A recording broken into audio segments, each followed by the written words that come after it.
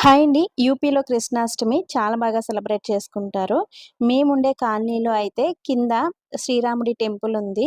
ఇంకా వీళ్ళందరూ ఏ ఫెస్టివల్ అయినా సరే అందరూ ఒక చోట గ్యాదర్ అయ్యి అంటే ఈ టెంపుల్ దగ్గరకొచ్చి ఇక్కడ ఫస్ట్ పూజలు చేసుకున్న తర్వాత ఇంకా సెలబ్రేషన్స్ అయితే స్టార్ట్ చేస్తారనమాట. కృష్ణాష్టమి, శ్రీరామనవమి, హోలీ, దీపావళి ఏ ఫెస్టివల్ అయినా సరే అండి అందరూ ఈ టెంపుల్ దగ్గరకొచ్చి పూజ చేసుకున్న తర్వాత అందరూ కలిసి ఫెస్టివల్‌ని సెలబ్రేట్ చేసుకుంటారు. ఇంకా కృష్ణాష్టమి రోజునైతే ఈవినింగ్ టైం నుంచి ఇంకా హడావిడైతే స్టార్ట్ అవుతుందండి. పార్క్‌లో ఉట్టి కొడతారు. ఓన్లీ పిల్లల చేత మాత్రమే కొట్టిస్తారు. పెద్దవాళ్ళెవరు కొట్టరు.